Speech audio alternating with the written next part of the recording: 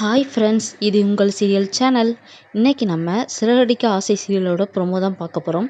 மறக்காமல் நம்ம சேனலை சப்ஸ்கிரைப் பண்ணுங்கள். வாங்க வீடியோக்குள்ளே போகலாம். வக்கீல் விஜயாட்ட பேசிகிட்டு இருக்காங்க. நீங்கள் இந்த கேஸை வாபஸ் வாங்குங்க அப்படின்னு சொல்லிட்டு. விஜயா சொல்கிறாங்க, கேஸை வாபஸ் வாங்கினா எனக்கு என்ன லாபம், அவன் கண்டிப்பாக ஜெயிலுக்கு போகணும் அப்படின்னு சொல்கிறாங்க. வக்கீல் சொல்கிறாரு, நீங்கள் கேஸை வாபஸ் வாங்கிட்டீங்க அப்படின்னா உங்களுக்கு நான் காசு தரேன் அப்படின்னு சொல்கிறாங்க. உடனே விஜயா சொல்கிறாங்க, 2 லட்சம் தந்தீங்க அப்படின்னா நான் கேஸை வாபஸ் வாங்குறேன் அப்படின்னு சொல்கிறாங்க. உடனே வக்கீலும் சரி அப்படின்னு சொல்லிட்டு 2 லட்சம் கொடுத்துருந்தாங்க. வக்கீல் சொல்கிறாங்க, நீங்கள் ஸ்டேஷனில் வாபஸ் வாங்கிடுங்க அப்படின்னு சொல்கிறாங்க.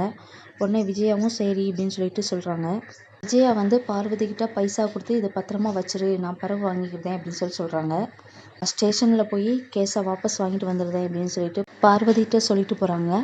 முத்து அவங்க அப்பாட்ட பேசிகிட்டு இருக்காங்க. அப்போ அவங்களுக்கு ஒரு ஃபோன் வருது. வக்கீல் தான் ஃபோன் பண்ணியிருப்பாங்க. அப்போ என்ன சார்னு சொல்லி கேட்டிருப்பாங்க. வக்கீல் சொல்லியிருப்பாரு, உங்கள் அம்மா கேஸை வாபஸ் வாங்கிட்டாங்க அப்படின்னு சொல்கிறாங்க. இந்த செய்தியை முத்து வீட்டில் இருக்க எல்லார்கிட்டையும் சொல்கிறாங்க. அம்மா கேஸை வாபஸ் வாங்கிட்டாங்க, இனிமேல் எந்த பிரச்சனையும் இல்லை அப்படின்னு சொல்கிறாங்க. எல்லோரும் ரொம்ப சந்தோஷப்படுறாங்க. ஆனால் ரோஹிணிக்கு ரொம்ப ஷாக்காக இருக்குது. ரோஹிணி சொல்கிறாங்க, இது எப்படி அவ்வளோ சீக்கிரம் அவங்க கேஸை வாபஸ் வாங்குவாங்க ஆண்டி அப்படின்னு சொல்கிறாங்க. மீனா சொல்கிறாங்க, ஏன் வாபஸ் வாங்கக்கூடாதா அப்படின்னு சொல்கிறாங்க. அடுத்து மீனா சீதாவுக்கு ஃபோன் பண்ணி விஷயத்த சொல்கிறாங்க. சீதா வீட்லேயும் ரொம்ப சந்தோஷப்படுறாங்க. முத்துவும் மீனாவும் சத்யாவை கூட்டிகிட்டு அம்மா வீட்டுக்கு போகிறாங்க. சத்யாவை பார்த்தோன்னே அம்மாவுக்கு ரொம்ப சந்தோஷமாயிட்டு.